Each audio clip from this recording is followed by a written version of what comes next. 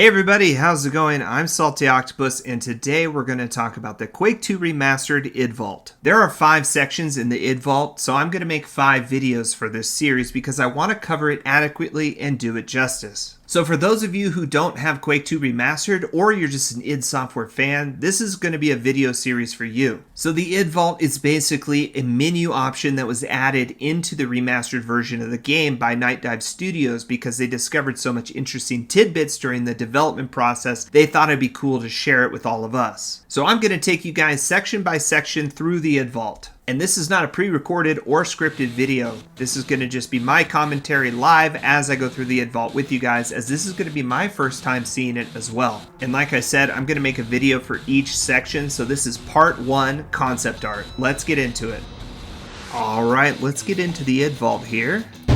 And we're starting with concept art. So the first section here, concept art, we got a list on the left here.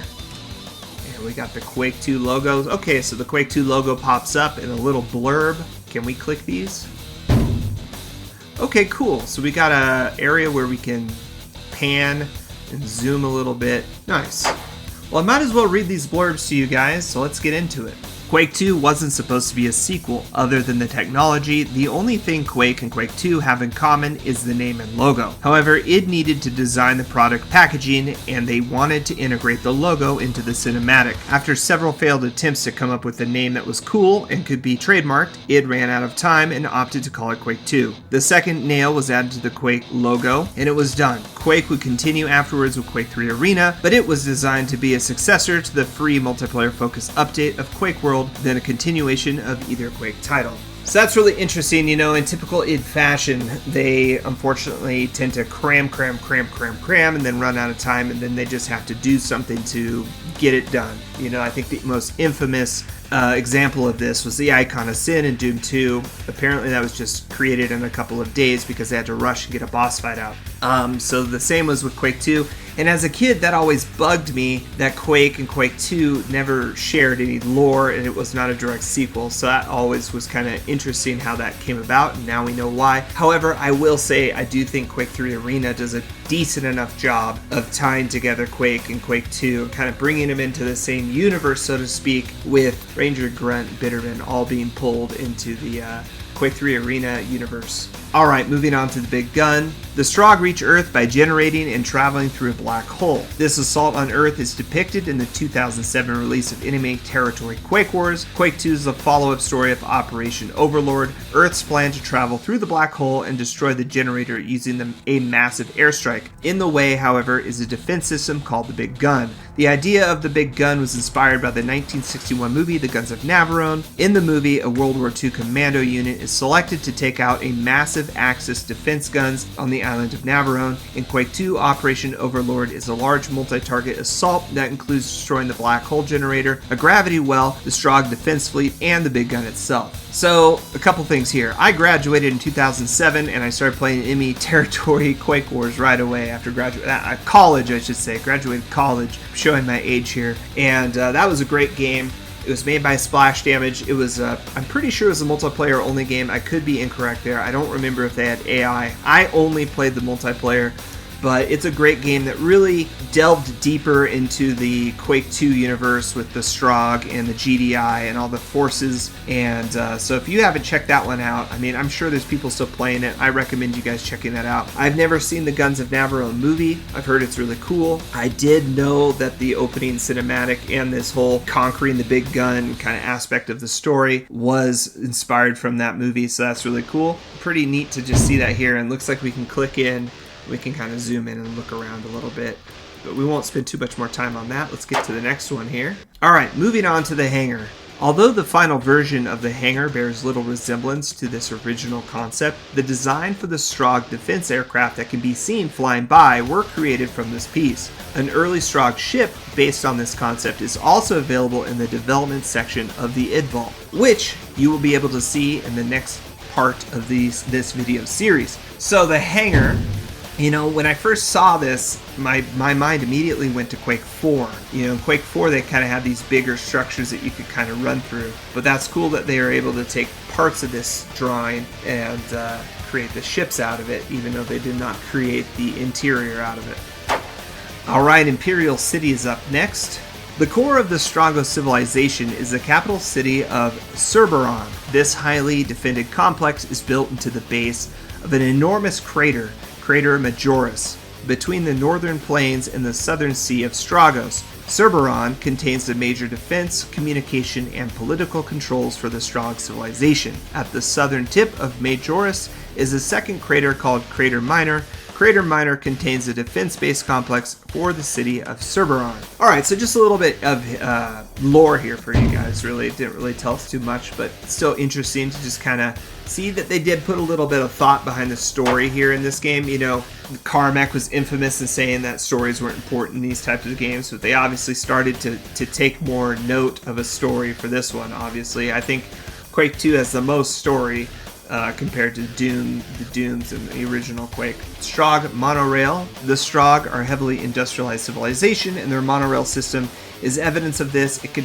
connects key facilities across Stragos, hauling machinery, raw materials, and Strogs themselves. Trains on their rail lines are often used as a device to allow the player to transition from one unit to the next while above or underground.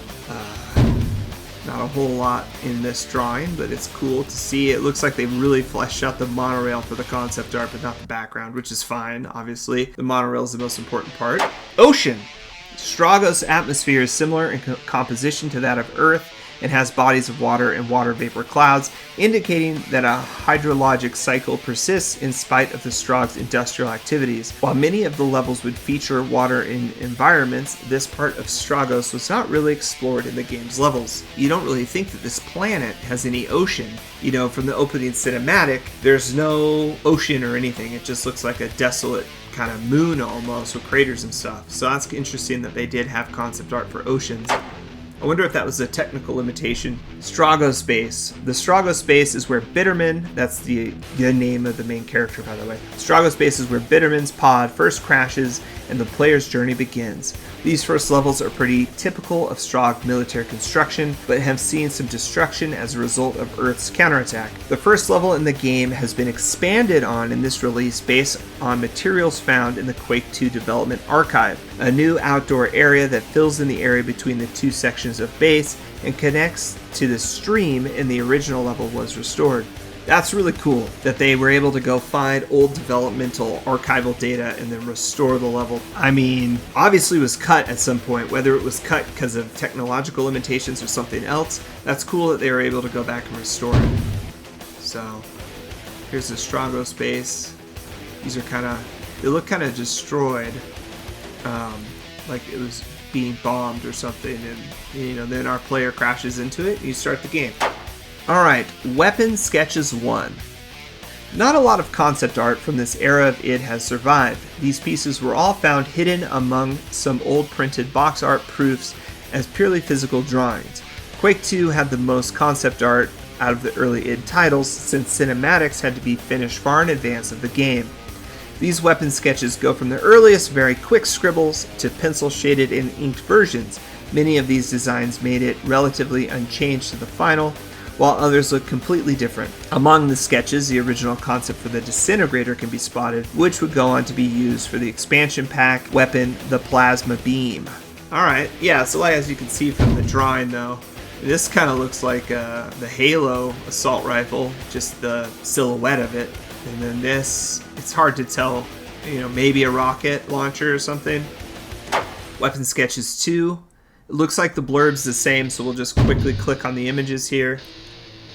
Maybe a chain gun or rail gun or something. This looks like a vehicle, like the cab of a car.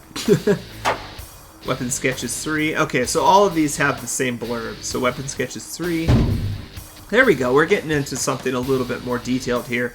That kind of reminds me of like the BFG or the beam gun. And then that's clearly, I think, maybe the grenade launcher. But it does have kind of this clip part, which could be a shotgun. We did some math. Some very long division here. I don't have time to check their math, guys. Weapon Sketches 4. Okay, yeah, so some shaded pencil drawings here. This is definitely the rocket launcher concept here.